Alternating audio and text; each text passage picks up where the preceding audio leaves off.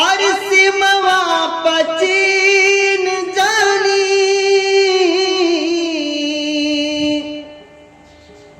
और कर बदमाशी और सिमवा पचीन जानी कर बदमाशी और घास देहब आवे लगी खांसी सुन जिनपिंग हो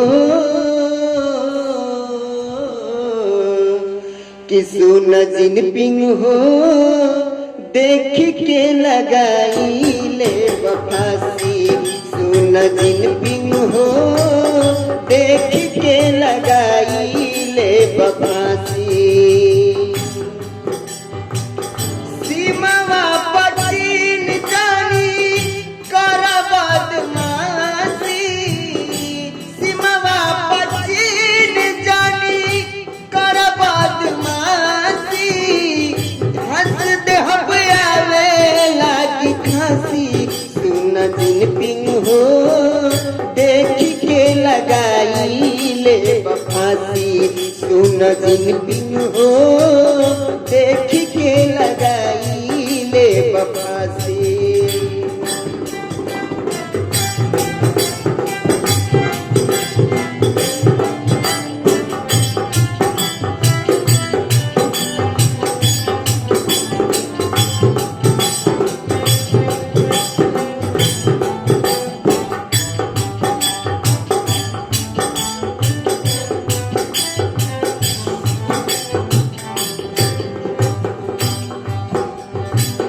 लाइक टिक टाक शेयर कर बहिष्कार हो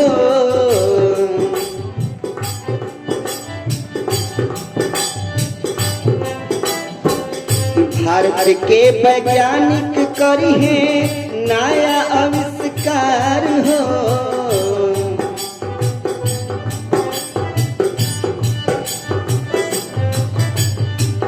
लाइक टिक टाक शेयर कर बहिष्कार हो भारत के वैज्ञानिक करी है नया आविष्कार हो हेलो बिगोयूसी भैया कर बहिष्कार हो भारत के वैज्ञानिक नया करी है आविष्कार हो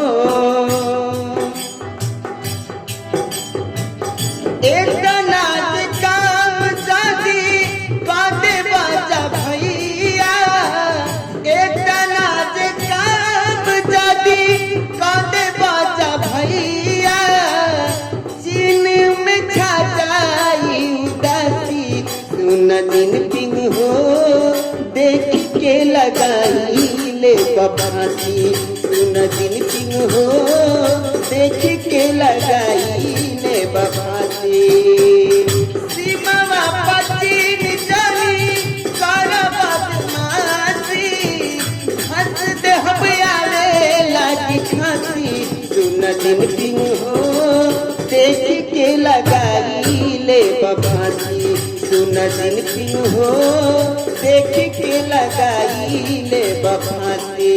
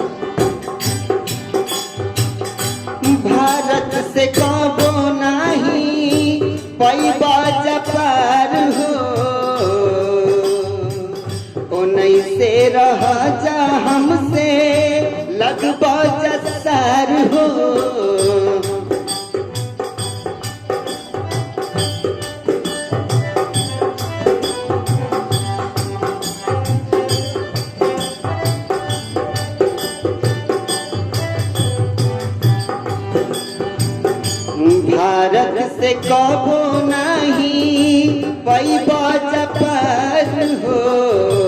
तोहनी से नीमन बाटे हमनी के विचार हो।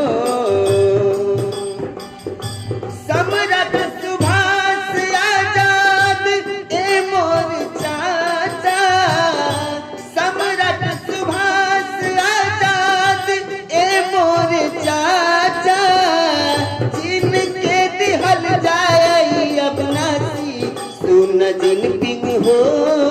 देख के लगाई ले फांसी सुन जिनपिंग हो। जान के लगाई ले फांसी। सीमावा पचीन जानी कर बदमाशी, सीमावा पचीन जानी कर बदमाशी। हंस दे अब आवे लागी खांसी सुन जिनपिंग हो।